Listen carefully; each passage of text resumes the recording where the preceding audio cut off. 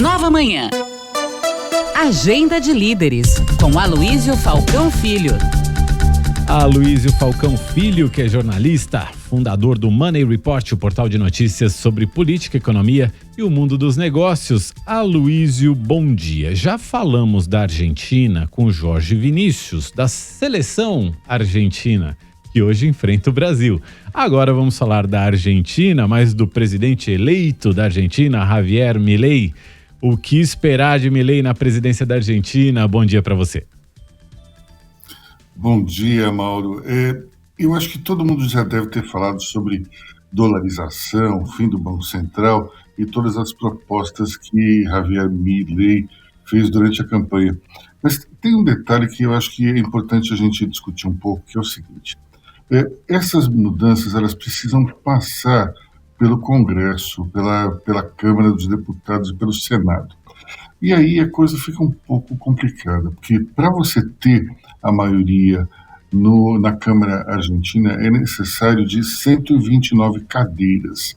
Se nós somarmos o que tem Javier Milei na sua aliança, são 37 deputados com 93 da aliança Patrícia Bullrich e Maurício Macri, temos 90, tem uma maioria de 131, mas é uma maioria um tanto quanto arriscada. Agora, tem o seguinte, na Argentina, ao contrário do que acontece no Brasil, os partidos é quem definem quem são os deputados. Portanto, quando um partido ele recebe todos os votos, ele submete uma lista e daí, através dessa lista, é que os deputados são escolhidos. Portanto, os dirigentes têm um peso muito importante na hora de decidir a votação. Ao contrário do que acontece aqui no Brasil, os deputados têm o seu próprio capital, digamos, em votos. Então, eles têm mais autonomia. Lá na Argentina não é bem assim. Agora, tem um detalhe importantíssimo, né? Nesses 93 votos, tanto Maurício Macri como Patrícia Bullrich não são fãs da dolarização. Então, vai ter que existir algum tipo de negociação. Será que o Javier Milei vai conseguir dobrar a dupla de conservadores, mas não tão radicais quanto o presidente?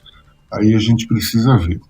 Tem um outro detalhe em relação à dolarização, que é um debate entre os economistas sobre como isso pode ser feito. Uma escola diz que são necessários 35 bilhões de dólares em espécie para tirar o peso de circulação e deixar somente a moeda americana como a oficial do país. Outros dizem que isso não é tão necessário, porque existem meios digitais para que essa troca seja feita. Só que a gente sabe que na Argentina se usa muito o papel moeda, tanto é que tem muito turista que acaba levando a mochila para conseguir armazenar todas as notas que são utilizadas no dia a dia. E um outro ponto que as pessoas dizem é o seguinte: ao abdicar do peso da sua moeda, né, os argentinos vão ter que se submeter às regras do Federal Reserve, o Banco Central americano. Isso pode ser um problema pelo seguinte: vamos supor que haja um processo de inflação nos Estados Unidos, e aí o Fed aumente a taxa de juros para combater a inflação. Agora, suponha que nesse mesmo tempo, nessa mesma época, a Argentina esteja passando por um processo recessivo. Ela vai ter que passar por uma alta de juros e não vai poder combater a própria recessão, porque estaria vinculada ao Banco Central americano. Ou seja, é uma situação ainda complicada, não dá para entender direito como é que funcionaria daqui para frente.